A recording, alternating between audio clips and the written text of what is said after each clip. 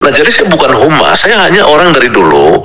Memang saya dari dulu adalah orang yang pemikir alternatif, pemikir studi pembangunan dan lain-lain. Itu dalam pertemuan kita kemarin berlima ya di dalam ruangan selama 3 jam. Itu kan ada sekitar 20 menit teleponan dengan Presiden Prabowo video call. 10 tahun terakhir di era Jokowi ini orang nggak ngerti cita-cita, ideologi, fundamen bernegara apa segala. Nah, di kita dulu ya itu udah terjadi. Jadi Prabowo ini kan udah orang tua. Ya, jadi waktu dia hidup 30 tahun lalu dia tuh ada ketemu-ketemu dengan Buyung Nasution, dengan Dr. Sahrir, dengan Hariman, dengan itu kan ketemu semua. Jadi ada cita-cita yang dibicarakan. Jadi Rocky sebenarnya masuk pada substansi. Jadi bukan sekedar mau klarifikasi begitu.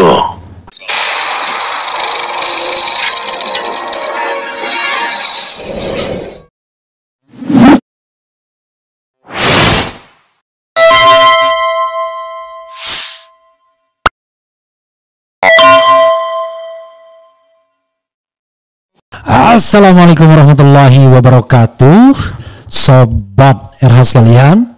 Jumpa lagi kita di channel yang keren ini, keren cadas. Ya, saudara sekalian, 2 hari ini ada perbincangan yang menarik, yaitu sosok D, Mr. D ya. Orang bilangnya Dasko, Don Dasko ya. Bertemu dengan Egy Sujana. Sebelumnya bertemu dengan Rocky Gerung, sebelumnya bertemu dengan macam-macam orang. Nah, tapi yang menarik adalah senior saya ya, Syahganda Nenggolan, Bang Syahganda, itu banyak sekali mengirimkan beberapa berita, kemudian analisis, tulisan dan lain sebagainya. Dan dia sempat protes ketika saya bikin viral Egy Sujana bertemu Dasko, ini kata aktivis TPUA. Katanya perlu waktu untuk saling mempengaruhi. Kemudian saya kan sudah bilang, kalau orang protes RH Channel dan kemudian ingin bersuara, saya kasih kesempatan sebagai komitmen cover both side. Kalau tidak protes silakan saja. Di ujung telepon sudah ada Syahganda Nenggolan. Assalamualaikum warahmatullahi wabarakatuh, Bang. Waalaikumsalam warahmatullahi wabarakatuh. Oke, keren cadas. Karena abang keren cadas dan abang biasanya BTL, batak tembak langsung. Saya harus ngomong apa adanya. Ini Bang Gada ini diisukan kayaknya sudah jadi humasnya Dasko atau humasnya Prabowo. Silakan diklarifikasi dulu sebelum bicara mengenai pertemuan Dasko dan para aktivis itu. Iya, jadi pertemuan Dasko yang dimana saya ada, khususnya ketika saya mengarrange pertemuan Profesor Dasko, saya tidak bilang Don Dasko ya, Profesor Dasko dengan Profesor Akal Sehat Rocky Gerung, ya itu adalah pertemuan yang keduanya itu memang saling ingin. Ya, jadi ini yang perlu diklarifikasi apakah orang merayu atau saling ingin. Ya, dari awal Januari itu Rocky Gerung sudah berhasrat ketemu dengan Pak Dasko. Jadi itu saya itu justru meyakinkan Pak Dasko ya bahwa tidak ada video ya yang sampai ke Pak Prabowo, video pernyataan Rocky Gerung bahwa Presiden ke-8 yakni Prabowo adalah bajingan tolol. Itu keselio tuh Rocky Gerung, dia bilang ya, tapi itu yang sampai ke presiden. Itu kan it happen gitu, nggak bisa kita itu dia Presiden Republik Indonesia. Dalam pertemuan dia dengan Muslimat NU, dia juga omong itu ya kan? Ada orang yang ngomong saya bajingan tolol di depan pemret yang 4 jam ketemuan di Hambalang. Dia juga bilang kenapa Rocky itu begitu, udah saya bela dia waktu kasus tanah dengan Sweeteng bla bla bla bla, kelakuannya masih begitu ya kan. Nah, karena dia mendapatkan disinformasi. Nah, dari Januari, Februari, Maret ya, itu pas habis 4 bulan itu atau 3 sampai 4 bulan, itu saya harus mengklarifikasi itu bahwa yang dimaksud oleh Rocky Gerung adalah Presiden ke-7, yaitu Jokowi yang bajingan tolol. Dia menyebut ke-8 itu tapi refernya ke Jokowi sebenarnya. Iya, udah diralat sama Rocky Gerung, tapi kan digunting-gunting orang jadi fake video palsu kan gitu sampai ke Pak Prabowo, dan itu susah melakukan biasanya dalam dunia medsos yang kejam seperti sekarang. Kalau udah digituin itu susah meralat memperbaikinya gitu. Nah, jadi bukan maksudnya Dasko ingin mempengaruhi Rocky. Enggak, Rocky dari awal pengen ketemu Dasko. Itu pertama kali 7 Januari ya, itu saya udah undang Dasko itu tanda tangan bertiga atas nama kerjasama Sabang Merauke Circle. Kemudian saya punya perhimpunan Van Ons dengan Rocky dan Jumhur dan Ferry Juliantono, perhimpunan Menemukan Kembali Indonesia, dan serikat pekerja terbesar di Indonesia SPSI-nya Jumhur. Udah tanda tangan bertiga, saya Jumhur dan Dasko, tapi Pak Dasko nggak berani karena masih ada Rocky Gerung.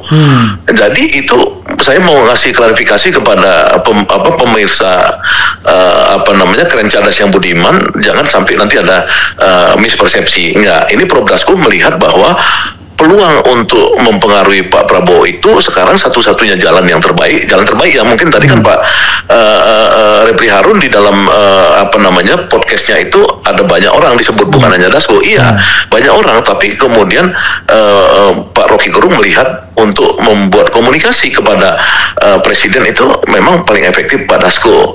Jadi pada saat pertemuan kita dengan Pak Dasko di Senayan Park tempo hari, itu langsung Pak Dasko sudah bilang, Bang, dia kasih tunjuk ya ke aku, ditunggu presiden nih habis pertemuan dengan Himbara, ya kan?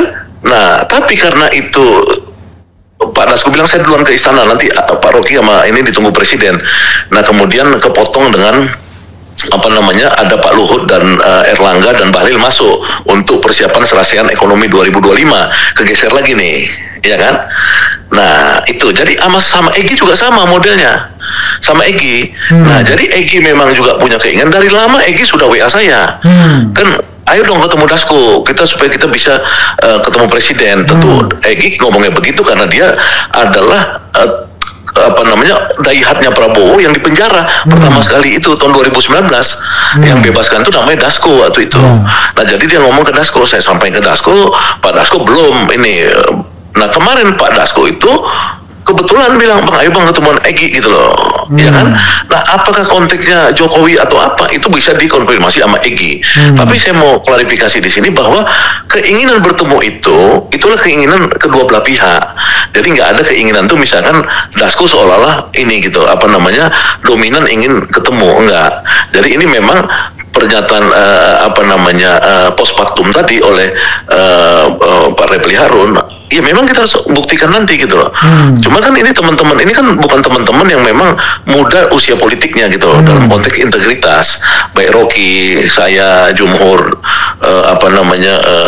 Egy, ya itu kita nggak muda lagi untuk diukur integritasnya. Itu aja yang saya mau ini gitu. Jadi ini kedua belah pihak, ya itu semuanya itunya adalah memang mendukung Pak Prabowo dalam pengertian kita memang tidak pernah memusuhi Pak Prabowo ya, karena saya, Egy, Rocky semua lah pendukung Prabowo dulunya.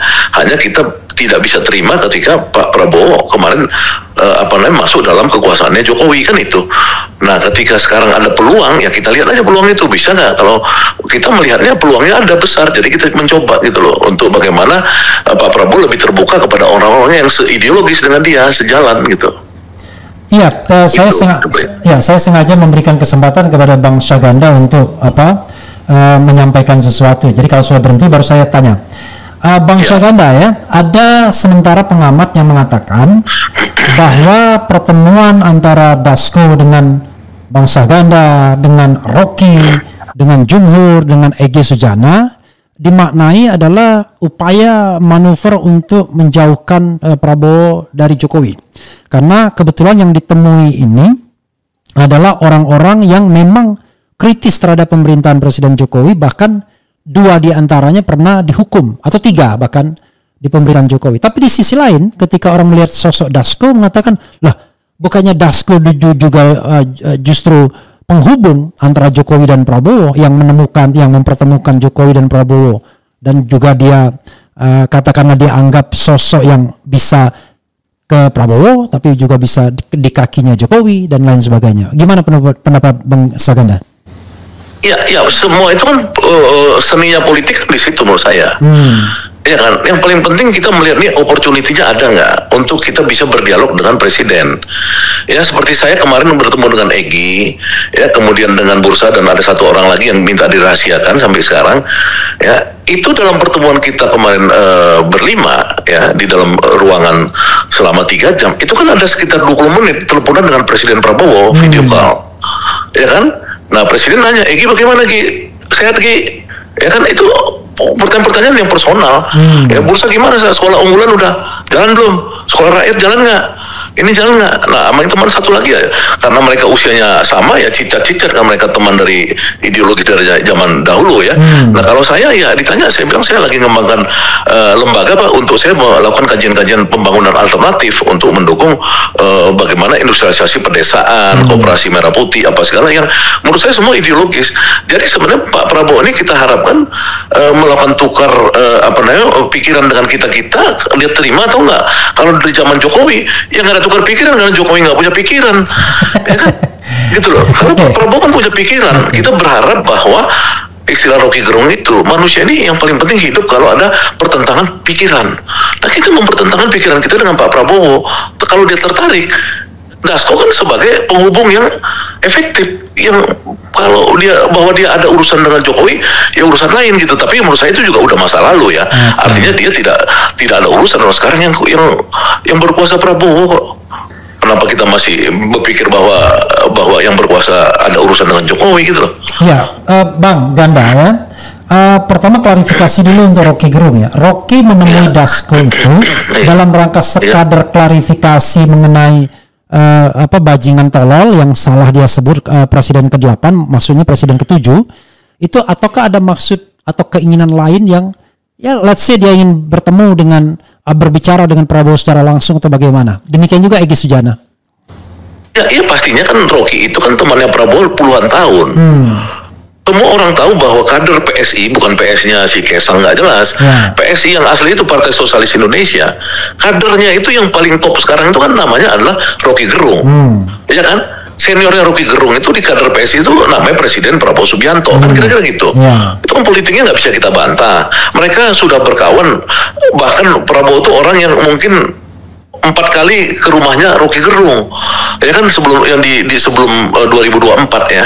Itu artinya orang ini dekat dulu gitu loh. Jadi wajar kalau orang misalkan ingin bersilaturahmi lagi agar politiknya bisa sinergis, karena orang PSI ini kan punya cita-cita dong, karena mereka punya ideologi kan. Yang kedua, Rocky meyakini waktu pertemuan dia dengan Pak Prabowo dan Adnan Buyung Nasution itu beberapa puluh tahun lalu, itu sudah dibahas mereka tentang bagaimana Prabowo menjadi tokoh sosialis di Asia, gitu loh. Jadi Rocky terikat pada itu, pertemuan-pertemuan di masa lalu itu, gitu loh. Nah, jadi artinya nggak sesimpel orang yang tidak ngerti politik ideologi di masa lalu. Yang ini kan 10 tahun terakhir di era Jokowi ini kan nggak ngerti cita-cita, ideologi, fundamen bernegara apa segala. Nah, di kita dulu ya itu udah terjadi. Jadi Prabowo ini kan udah orang tua. Ya, jadi waktu dia hidup 30 tahun lalu, dia tuh ada ketemu dengan Buyung Nasution, dengan Dr. Sahrir, dengan Hariman, dengan itu ketemu semua. Jadi ada cita-cita yang dibicarakan. Jadi Rocky sebenarnya masuk pada substansi. Jadi bukan sekedar mau klarifikasi begitu.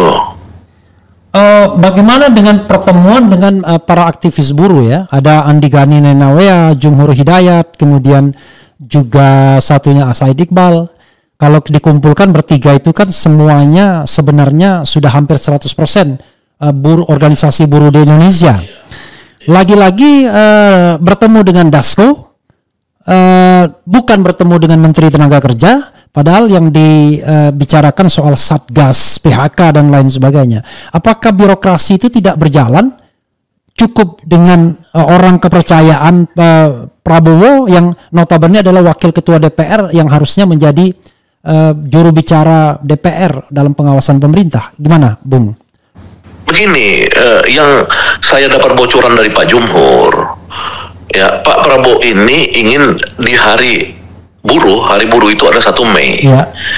Ya, buruh itu harus memperingatinya secara serius dan sungguh-sungguh dengan apel akbar. Ya kan, dan itu kemudian mereka bertemu, tentu di-follow upin oleh Pak Dasko karena mengeksekusi keinginan Bapak Presiden, kan gitu. Ya kan, itu dari versi Jumhur Hidayat sama saya. Kenapa Presiden berkeinginan? Sejak awal Presiden sudah menunjukkan dia itu lebih pro buruh ya dibandingkan Jumhur, Iqbal dan si Gani Nawea. Ya kan, karena Jumhur itu bilang sama saya, untuk kenaikan upah dia hanya mau itu kalau 5% kenaikannya udah puas tuh Pak Jumhur. Artinya karena sebagai organisasi buruh terbesar dengan 3 jutaan organisasi buruhnya itu masanya, Itu Jumhur itu representasi dari pikiran pimpinan buruh, dia mau 5%. Ya kan, kalau pengusaha kan maunya sekitar 3% kenaikan upah buruh. Kalau di zaman Jokowi rata-rata 1%. Ya kan? Kemudian pemerintah dalam hal ini Menaker itu di kepalanya itu berunding dengan Apindo mungkin naik sekitar 4%. Jadi buruhnya mikir 5%, Apindo sama Menaker udah negosiasi bisa di 4%, di bawahnya lagi ya pengusaha tadi ya, pemerintah pengusaha 3%. Tiba-tiba Pak Prabowo naikin 6,5%. Iya kan, artinya apa? Artinya Prabowo itu dalam konteks hubungan industrial, dalam konteks ilmu politik perburuhan, dia ini terlalu sosialis. Kalau di negara Amerika yang menang Demokrat, ya di mana Pak Refli Harun sebagai alumni Amerika, atau di Eropa partai-partai buruh menang, itu memang bagaimana itu dicerminkan bahwa buruh itu gajinya harus naik tinggi. Buruh sejahtera. Nah, ini dilakukan Prabowo. Jadi menurut saya ya wajar orang ini harus mengapresiasi Prabowo. Nah, pertanyaan bahwa kenapa tidak Menaker yang memfollow upin 1 Mei atau apa, itu saya walau-alam. Saya belum tanya lagi kepada Pak Jumhur. Tapi yang jelas itu bahwa mereka sedang merencanakan, satu adalah untuk Hari Buruh, May Day, yang kedua bahwa mereka memang untuk Satgas PHK. Ya, karena kita tahu efek Donald Trump ini kan pasti akan terjadi PHK yang besar, ya harus dipikirkan bagaimana mitigasinya kalau PHK, bagaimana antisipasinya agar ada daya tahan industri-industri ini ya dengan policy keep buying strategi atau apapun namanya itu bisa tidak gampang di PHK gitu loh. Inilah kerja mereka, saya pikir ya itu pertemuan yang bagus kan, ideologis. Ada satu hal yang juga banyak ditanyakan ya. Sebenarnya Dasko ini posisinya sebagai apa atau sebagai siapa? Karena kita tahu dia punya dua posisi. Posisi kenegaraannya wakil ketua DPR, posisi non kenegaranya adalah wakil ketua umum partai politik yang juga sepertinya ketua harian. Nah, kalau dia misalnya menjalankan sebagai bridging ya dengan pemerintahan Presiden Jokowi, dia orang kan akan bertanya, ini kok dia tidak menjalankan fungsinya sebagai wakil rakyat yang harusnya mengawasi pemerintahan, tapi seperti broker dengan pemerintahan saja.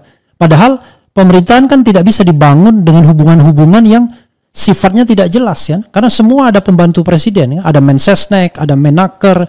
Kemarin bicara mengenai pembangunan desa di Lahat itu tidak melibatkan juga pemerintahan desa atau menteri perindustrian dan lain sebagainya. Gimana menurut Bang Ganda? Jadi gini, pertama kan ada namanya itu ruling party kan, ruling party. Waktu Megawati berkuasa dulu, ya saya ini salah satu orang yang masuk dalam masuk dalam rangkulan lah, saya sebut rangkulan dari suaminya Megawati yang waktu itu tidak berkuasa, namanya almarhum Taufik Kemas. Ya, dan itu Taufik Kemas melakukan pekerjaan-pekerjaan politik yang cukup luar biasa sampai pertanyaan orang, ini siapa kok bukan dia presidennya, kok dia yang lebih aktif di sana sini kan gitu ya kan. Itu namanya ruling party. Taufik Kemas itu menguasai PDI-nya waktu itu.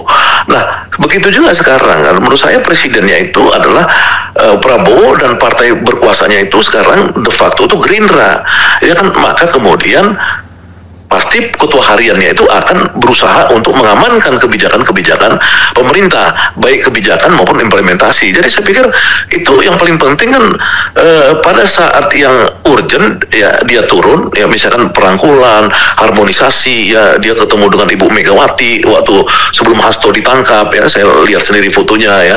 Kemudian dia melakukan ketemu dengan Dewan Suruh PKS kemarin apa segala, ya pasti dia harus mengamankan presiden dari partainya gitu loh. Jadi itu menurut saya itu jamak aja di dalam satu rejim yang berkuasa. Jadi kan kita nggak bisa letterlek harus menteri Naker, menteri desa, menteri ini.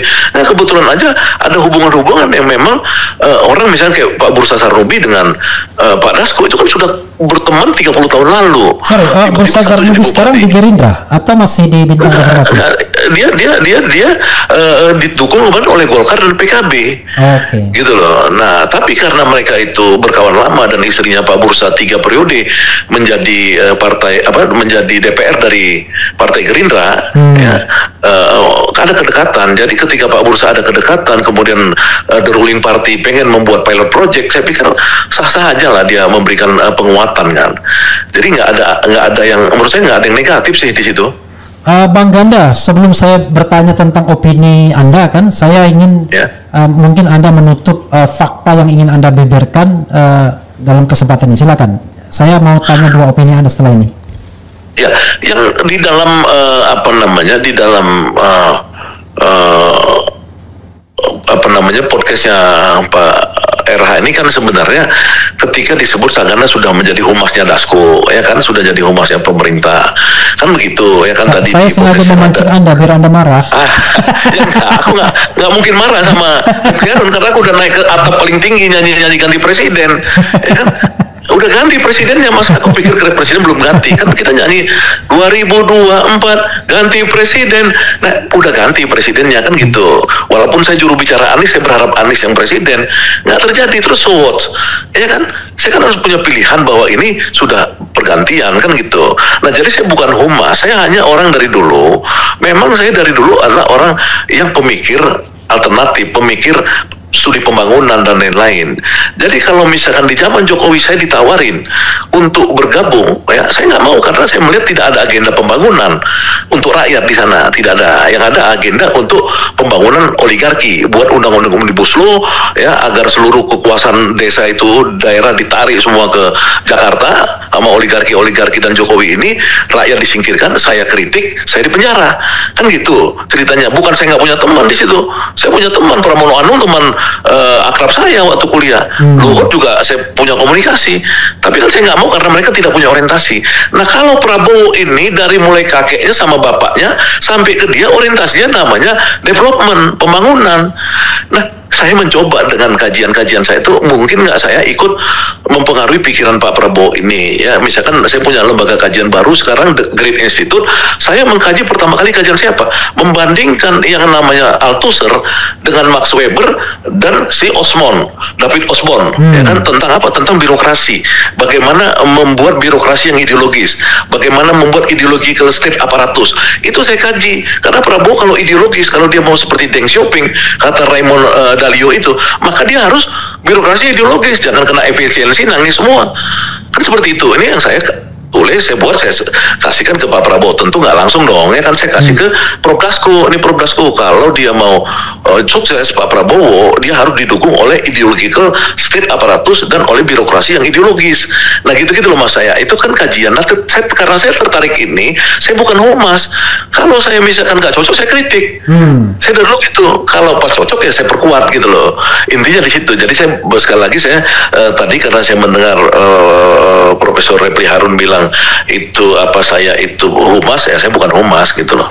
Oke. Itu Bang Ganda, saya ingin bertanya 2 atau 3 hal yang sifatnya opini atau separuh informasi. Tanggal 20 April hari ini itu tepat 6 bulan masa pemerintahan Prabowo Subianto.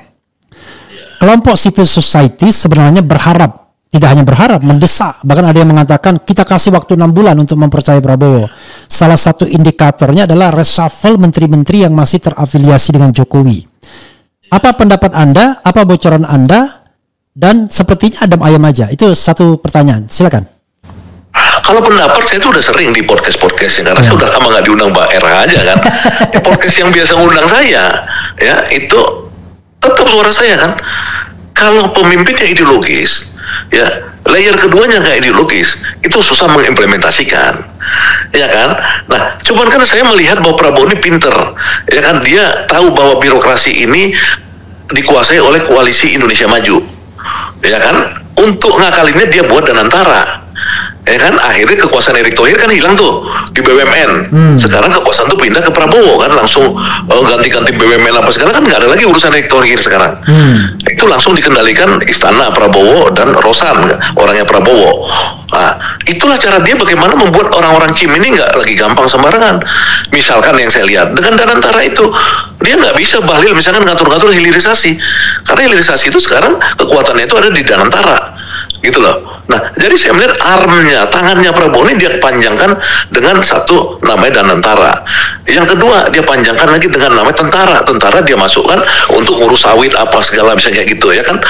perdebatan kemarin soal apakah harus aktif atau non aktif, itu di luar wilayah saya, tapi bahwa dia armnya di tangannya Prabowo ini dia perluas supaya dia nggak kejebak dengan harus konsensus di Kim itu segampang itu dia bolak-balikin, ya kan? Yang paling penting di Kim itu kuasanya di mana? Kuasanya di kabinet. Ya kabinetnya dibuat efisiensi karena ada keperluan. Yang kedua memang uangnya dia tarik, gitu loh. Jadi saya lihat ya Prabowo ini cukup ini ya genuine ya cara dia melakukan yang namanya itu bagaimana sebagai presiden dia bisa melakukan menjamah sampai ke bawah. Dia panggil semua kepala-kepala daerah ke Magelang. Dia berkomunikasi langsung dengan bursa, dengan bupati-bupati lainnya. Itu kemudian dia punya cara-cara untuk membuat ide-ide dia bisa jalan. Jadi saya pikir perlu diganti, tapi kalau nggak diperlu ya minimal ya 30% lah. Saya sering ngomong itu 30% itu nggak usah semua. Misalkan yang berurusan dengan koperasi ya Budi Ari, saya udah ngomong berkali-kali diganti. Karena apa?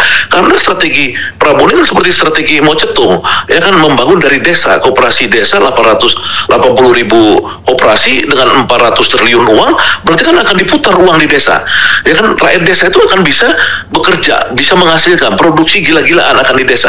Nah, perlu diambil orang yang tepat, jangan si Budi Ari yang terkait dengan judul dan terkait dengan terkait dengan korupsi di ini di kantornya dulu, terkait, saya nggak bilang hukum bahwa dia koruptornya ya, tapi kan terkait dia menterinya.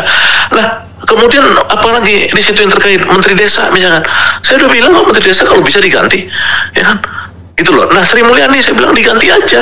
Kenapa Sri Mulyani nggak diganti? Karena dia ini neolib, sementara Prabowo sosialis. Kalau di luar negeri saya bilang, orang kayak Sri Mulyani tahu malu dong. Dia datang ke presidennya, Pak Presiden, saya ini nggak mungkin kompatibel dengan Bapak, ya kan? Tapi kan mental orang Indonesia kan tidak begitu. Selalu pengennya, pura-pura saya masih dibutuhkan presiden. Ketika Sri Mulyani tidak mau dengan pertumbuhan 8%, dia kemudian paralel tuh saya lihat LPM UI bergerak juga mengajar Prabowo ya dengan 42 survei ekonom. Ketika isunya Sri Mulyani mau mundur, ya kan, entah bagaimana cara akhirnya Sri Mulyani nggak jadi mundur kemarin. Malu dong di Indonesia. Ya kan, saya udah bilang di podcast saya, malu lu kalau memang nggak kompatibel dengan presiden, mundur. Hasan Nasbi udah saya ngomong di publik, lu nggak kompatibel ya mundur dong. Cuman sayang di Indonesia ini mentalnya itu kan masih mental kolonial, ya kan, kalau nggak berkuasa nggak bisa terhormat gitu loh. Kan cuma Repli Harun aja yang ini yang nggak berkuasa tapi terhormat terus, ya nggak? Bersuara terus. Ya, terhormat, tapi pertanyaannya Bang ya, kenapa adem-adem aja tidak ada isu bakal reshuffle? Padahal sudah jelas-jelas tuh ada sosok yang bermasalah seperti Budi Ari yang Abang sampaikan tadi kan, Hasan Nasbi. Ngapain kita memelihara orang yang kita kerdilkan, kita kecilkan kekuasaannya dan perannya? Padahal namanya kelembagaan negara ini kan butuh efisiensi juga begitu. Ngapain kita mempertahankan orang yang tidak workable lagi, bahkan bermasalah, bahkan bagian dari masalah? Nggak ngerti detail ya, Pak. Yang paling penting kan saya tadi bilang, apakah cita-cita Prabowo ini langsung ketutup dengan ini orang tidak diganti, kan gitu. Nah Prabowo kan saya lihat misalkan si Hasan Nasbi nggak dia ganti, tapi dia jadikan juru bicaranya itu Mensesnek, misalnya kayak gitu kan. Itu kan cara-cara Jawa tuh. Kalau di Medan tuh langsung ditendang tuh Budi Ari, siapa si Hasan Nasbi. Tapi kalau cara Jawa kan mungkin begini, ya udahlah, pokoknya lu tetap tenang di situ, tapi juru bicara nih ada yang baru, namanya Prasetyo Mensesnek, kan kira-kira gitu nih yang terjadi sekarang. Iya kan, Budi Ari misalkan, kan saya dengar kan sebelum Lebaran itu kan wakil menteri kan diundang sama Prabowo langsung sendiri, menterinya nggak diundang, ya saya nggak tahu itu sejauh apa pembicaraannya. Tapi wakil menterinya Ferry Juliantono kan? Ya, saya tahu karena dia teman saya. Kemana lu Fer? Gue diundang Prabowo kan sendiri, iya sendiri. Menterinya nggak diundang. Ya kan mungkin ada pola-pola Prabowo yang menugaskan orang, ya kan. Jadi itu kalau misalkan menarik tali di tepungnya nggak ini gitu, nggak berantakan.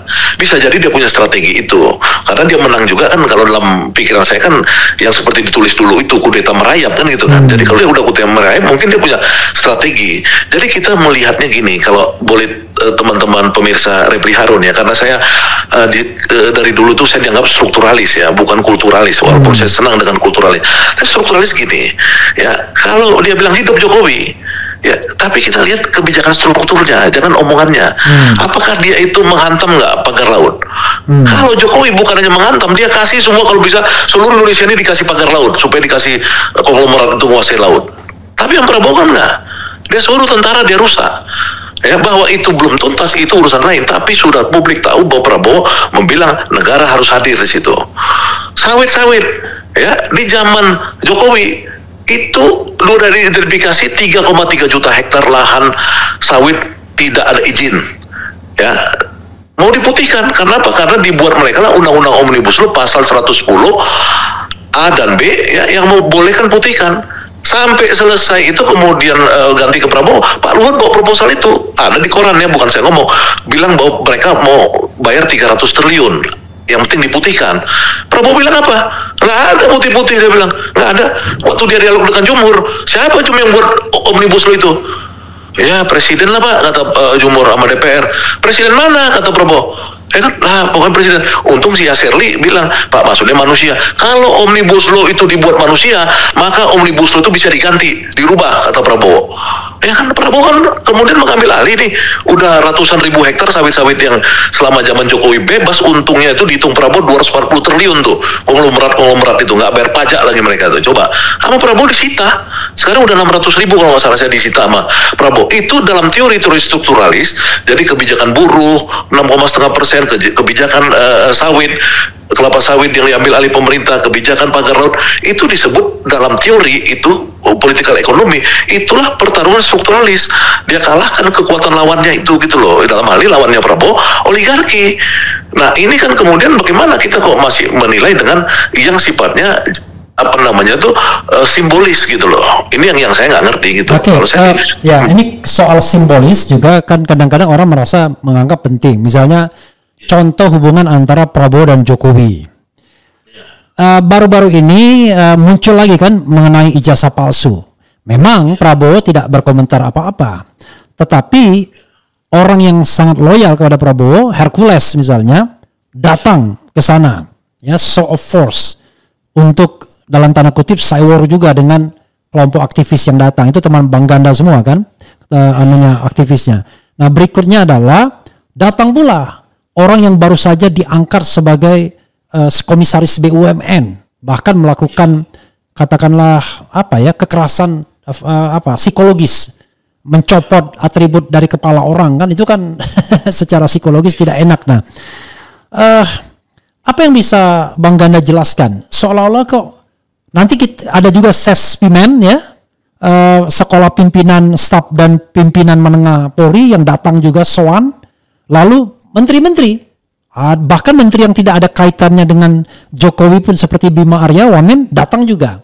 Apa yang bisa menjelaskan bahwa di satu sisi katakanlah Prabowo seperti dijelaskan Bang Ganda ingin mengoreksi katakanlah arah pembangunan, arah kebijakan Jokowi yang cenderung kapitalistik barangkali. Ini ke arah yang lebih sosialistik kan begitu? Ke arah yang lebih rakyat. Tapi di sisi lain dia tetap membiarkan orang-orang Jokowi itu dalam tanda kutip bergentayangan dengan keyakinan penuh. Bahkan Wahyu Sakti Trenggono mengatakan dia masih bos saya di depan media. Itu apa yang bisa dijelaskan dengan fenomena ini? Di satu sisi punya orientasi yang berbeda, tapi di sisi lain dia biarkan saja kekuatan Jokowi itu bergentayangan dan bahkan ngancam. Kita kan sedang menunggu apakah di era pemerintahan Prabowo ini ada aktivis yang ditangkap, ditahan hanya karena berbeda pendapat seperti Bang Ganda dan Jumhur Hidayat. Silakan Bang.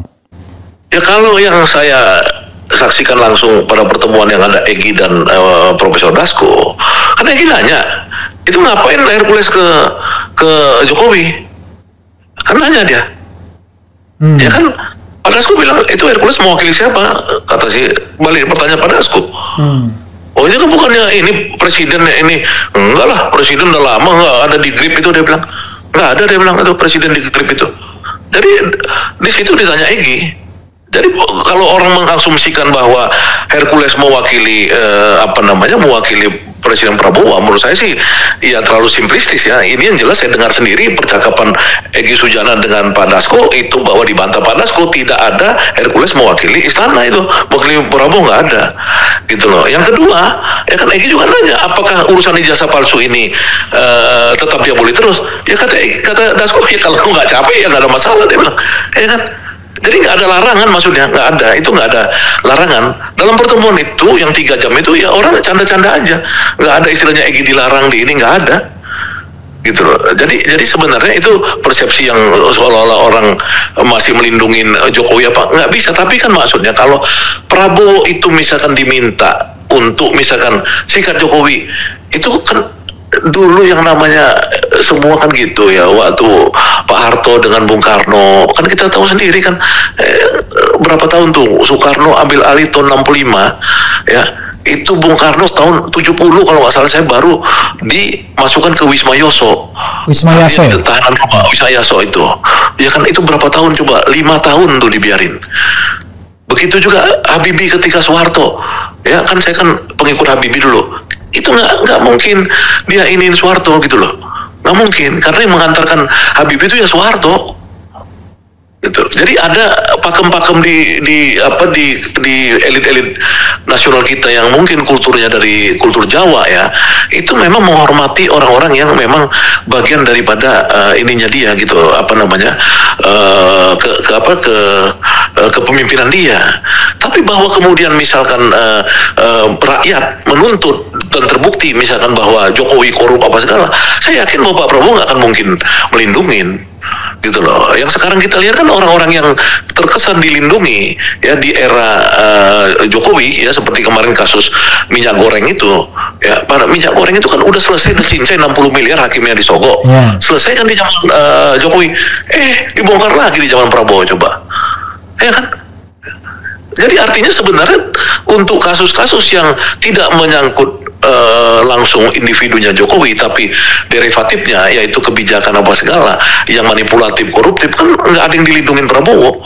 Bahkan orang yang di zaman Jokowi soal kasus apa namanya timah itu ya, siapa tuh si Mois itu ya, siapa yang Harvey Mois itu kan Prabowo minta kalau bisa 50 tahun di penjara, dia bilang. Coba, itu kan orang skandal yang luar biasa, yang triliunan itu yang orang bisa dapat semua uang dari situ. Jadi artinya menurut saya sih sebenarnya Prabowo itu dalam konteks strukturalis ya, dia itu nggak ada, dia udah berbeda sama Jokowi. Kalau menurut saya gitu loh.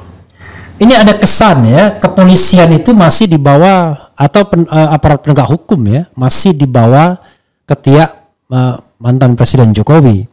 Ya salah satunya adalah Sespinem ini tiba-tiba datangin ke Jokowi, ngapain urusan, dia warga negara biasa, bukan juga ex Kapolri dan lain sebagainya. Tapi toh itu terlihat, dan ini tidak mungkin kan kalau tidak ada restu dari Kapolri, nggak mana berani mereka datang ke sana. Ini di sisi lain tadi belum dijawab, menteri-menteri yang kemudian sowan ke Jokowi, padahal dia jelas-jelas anak buah Prabowo, kan tidak sopan dari sisi ketatanegaraan. Masa datangnya kepada mantan presiden? Apa jawabannya Bang Ganda? Ya pertama soal polisi ya, polisi itu kan dia itu kan hierarkis ya sifatnya ya, hierarkis, bahwa ada mungkin mantan ajudan, mantan ini dari Jokowi ya yang masih menghormati apa segala, saya pikir kan itu sesuatu yang alamiah, bukan kita suka, maksudnya artinya alamiah terjadi kan gitu. Tapi bahwa kemudian kita mempersepsikan Pak Sigit ini itu adalah apa namanya orangnya Jokowi sekarang, menurut saya itu misleading gitu loh. Menurut saya misleading, dia udah pasti adalah orangnya Prabowo. Apapun yang disuruh Prabowo dia pasti ini, karena apa? Karena memang presiden itu atasan langsung Prabowo, nggak akan mungkin. Ya kan itu saya dengar sendiri dari Prof Dasko itu begitu, nggak ada Sigit, nggak ada Sigit, pokoknya ya anak buah presiden udah, nggak ada neko-neko gitu loh, loyalitas penuh gitu. Kalau presidennya belum ganti itu kan urusan lain, saya juga nggak ngerti kan, itu soal pertimbangan. Ya kan jangan-jangan dulu dia di zaman Jokowi justru nggak jadi polisi yang benar, sekarang dia mau jadi polisi yang benar, kan kira-kira gitu. Bisa aja kan dia merasa sekarang nih karir aku nih jadi polisi jenderal penuh, dulu zaman Jokowi terlalu banyak apa namanya ikut campur apa segala, jenderal ini jenderal itu, jenderal yang ada di lembaga intelijen lain apa segala. Sekarang mungkin dia udah bebas sebagai tangan kanan presiden, Mungkin itu ya, saya pikir itu. Nah kalau menteri-menteri lain, ini kan menteri-menteri yang kesana ini kan orang yang punya partai politik, ya kecuali Budi Gunawan Sadikin saya nggak ngerti ya. Tapi kalau misalkan menteri-menteri lain, Bahlil yang naik jet pribadi ke sana, kemudian siapa namanya itu si Trenggono dari Partai PAN, ya Bahlil dari Golkar apa, itu kan mereka punya hitung-hitungan Pak, ya kan hitung-hitungan bahwa mereka itu memang mungkin punya janji politik di masa lalu yang ada kontraknya gitu loh, kita nggak ngerti juga. Ya itu sejauh mana dianggap sebagai penghinaan terhadap presiden, itu mungkin presiden sendiri yang bisa menilai. Kalau misalnya presiden dianggap itu memang matahari kembar seperti yang disindir oleh Mardhani Alisera, ya tentu presiden harus bersikap itu menurut saya. Bang Ganda, ini terakhir ya. Ya. Kalau misalnya Anda punya keleluasaan, let's say Anda punya kekuasaan ya, untuk melakukan atau membuat kebijakan apapun pada hari-hari ini ya, dan anggap saja Anda, let's say Anda Prabowo misalnya, apa yang akan Anda lakukan? Terutama terhadap pembantu-pembantu Anda setelah 6 bulan berkuasa ini. Ya kalau yang pertama itu, yang saya lakukan, saya pecat Menteri Keuangan. Itu yang saya lakukan. Kenapa? Karena Menteri Keuangan itu harus dia itu spiritnya itu berubah menjadi kelompok yang pro Pancasila lah, jangan pro neoliberal. Ya karena apa? Karena di tangan dia lah itu bersama Bank Indonesia, ya itu strategi ya untuk bagaimana perekonomian ini bisa survive di era Trump ini yang kacau balau ini. Ya misalkan bagaimana rejim pajak itu korteksnya itu dibenahi. Ini semua orang udah ngeluh soal korteks.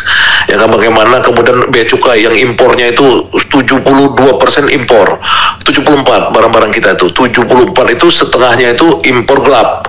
Ya itu bea cukai misalnya seperti itu. Bank-bank himbara kita ya selama ini kurnya nggak sampai ke rakyat, itu semua harusnya dibawa kendali Menteri Keuangan, minimal setengah kendali ya, dia bisa membantu presiden untuk cita-cita kan nggak mungkin orang bicara presiden punya pikiran, punya kebijakan, tapi uangnya nggak didukung gitu loh. Nah itu Menteri Keuangan. Yang kedua, birokrasi secara umum harus ideologis, di kader. Ya kan, kalau birokrasinya ini pemalas, kebiasaan zaman Jokowi itu duit. Zaman sekarang nggak bisa. Dia harus seperti orang-orang di negara-negara ideologis lainnya itu kerja ideologis gitu loh. Ini yang harus dirubah oleh Presiden Prabowo. Itu aja menurut saya yang penting untuk cita-cita Prabowo itu bisa sampai ke masyarakat gitu. Ada satu lagi soal komunikasi politik ya. Orang menganggap bahwa komunikasi politik Prabowo itu buruk ya, dengan fenomena Hasan Nasbi dan lain sebagainya, serta ini mohon maaf fenomena mantan pendukung atau relawan Jokowi ya, yang kemudian bermimikri sekarang menjadi orang yang membela Prabowo. Tetapi yang membuat kita agak miris dan ketawa adalah ketika berdebat di televisi ya, mereka merepresentasikan kecintaan terhadap Jokowi dan Prabowo itu seperti dalam satu napas. Dan kalau dirunut-runut, ya mereka orang Jokowi semua. Bagaimana pendapat Anda? Kok sepertinya pemerintah tidak memiliki jubir yang baik, buruk sekali jubirnya, seperti ngabalin. Kan gini, orang itu kan memang namanya politik itu kan perebutan ruang, perebutan pengaruh. Ya cara mereka tuh harus mengatakan bahwa Prabowo dan Jokowi itu adalah segaris sejalan seideologis kan gitu, agar mereka tetap eksis dalam permainan itu kan gitu. Ya kan seperti Hasan Nasbi ya.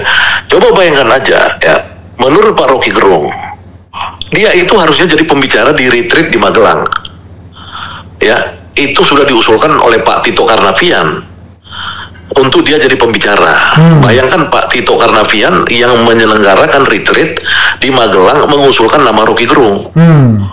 Ya kan? Sampai ke tempat tertentu dicoret nama Rocky.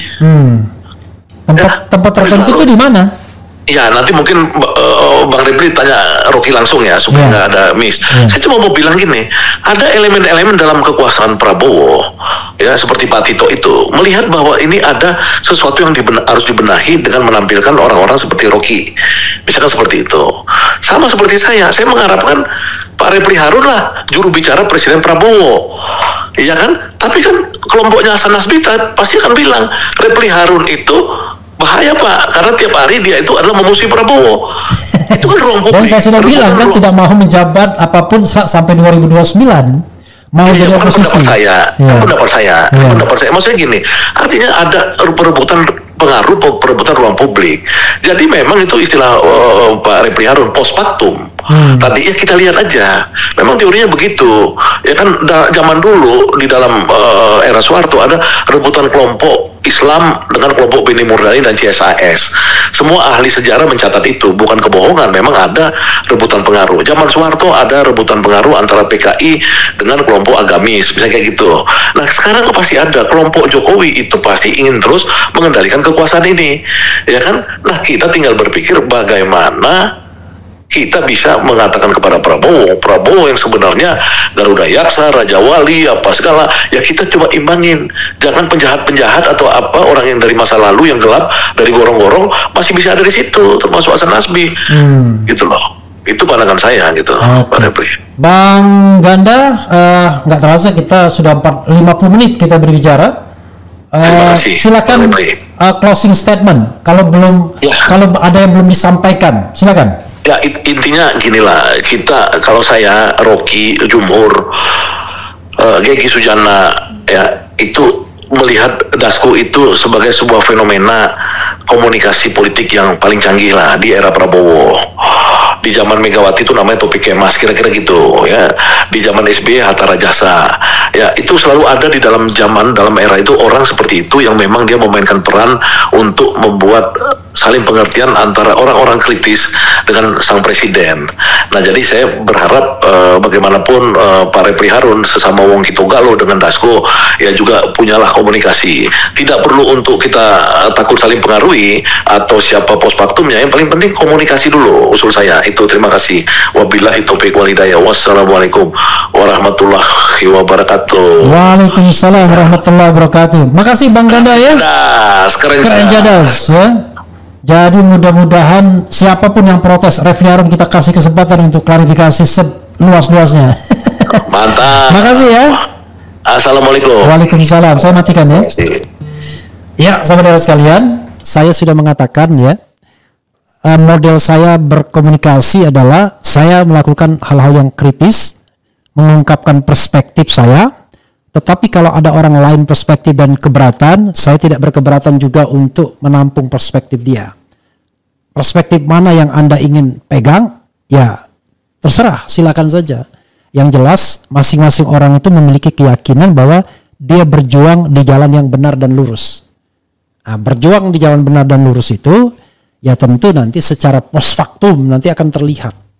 Mudah-mudahan ya, karena itu kan saya mengatakan, walaupun saya melarang diri saya untuk tidak ikut dalam pemerintahan sekarang ini sampai 2029, tapi saya tetap mendorong orang-orang baik, orang-orang yang punya komitmen, orang-orang yang tidak korup untuk duduk dalam pemerintahan dan menggantikan orang-orang korup, orang-orang yang tidak punya komitmen dengan rakyat, hanya ingin memperkaya diri sendiri dan lain sebagainya. Tetapi saya sebagai bagian dari civil society ingin tetap berada di luar dan tetap ingin kritis. Dan mudah-mudahan dalam masa pemerintahan Presiden Prabowo ini tidak ada aktivis yang ditangkap, ditahan hanya karena orang tersebut kritis. Jadi kalau dia mau ditangkap, ditahan karena korup, karena ada proyek fiktif, karena memeras, karena mengancam dan lain sebagainya, silahkan. Tapi kalau berpikir, maka gawat sekali negara ini kalau kemudian memenjarakan orang yang berpikir. Itu saja saudara sekalian. Terima kasih sekali lagi kepada Bang Ganda ya, Syahganda Nenggolan. Dan kita nanti menunggu klarifikasi orang lain kalau yang berkeberatan terhadap perspektif RH Channel. Dengan cara yang voice begini kan tidak susah, tidak perlu Anda berpakaian bagus. Pakai kaos kutang atau kaos dalam pun bisa ya. Wassalamualaikum warahmatullahi wabarakatuh. Keren jadas.